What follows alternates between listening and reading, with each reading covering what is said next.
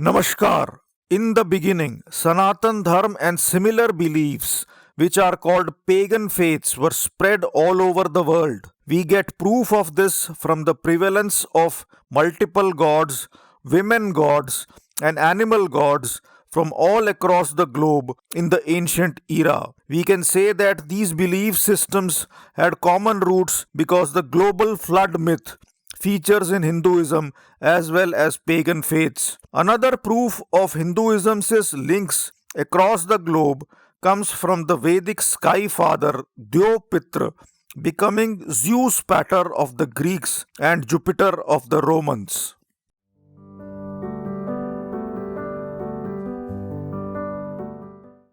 Then came Buddhism, Jainism, Zoroastrianism, and Judaism. Zoroastrianism and Judaism kept themselves confined to their tribes or race, but in Buddhism and Jainism, outsiders could be admitted.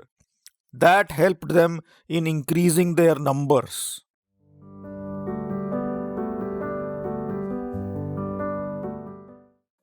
Zoroaster got royal support from King Gushtashp in Persia. Jainism got royal support from converts like Chandragupta Maurya.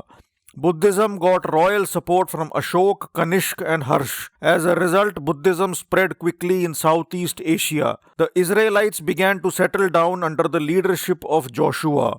In time, the regime turned into a kingdom under Saul, David, and Solomon. Till 587 BC, Judaism got royal support. Then it was conquered by the Assyrians and Babylonians. Royal support helped immensely in increasing their numbers.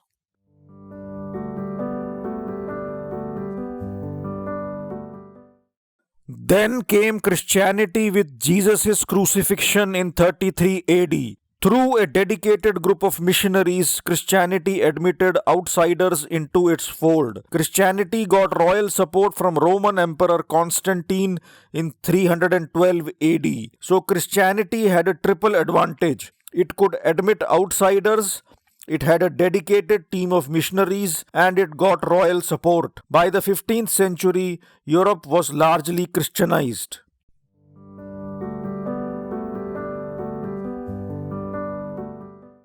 Then came Islam in 610 AD. On Prophet Muhammad reaching Medina, he got a political base there.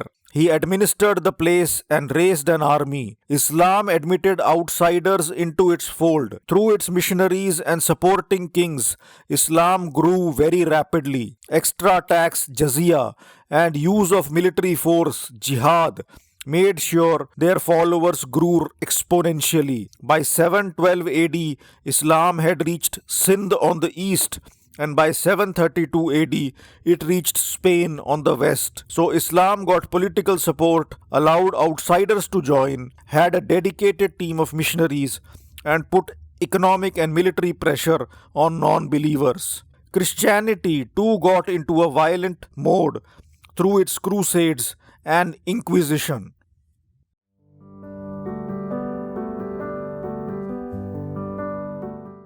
Christianity is today the world's number one religion with 2.4 billion followers. Islam is at number 2 with 1.9 billion followers. Hindus are at number 3 with 1.2 billion, and Buddhists are at number 4 with half a billion followers. From a global religion in the ancient era, Hinduism is now limited to just one big nation, India. Even in India, Hindus have become a minority in 8 states. From 1951 to 2011, the Hindu population in India has declined by 4.3%. Is it time for the Hindus to think? Namaskar.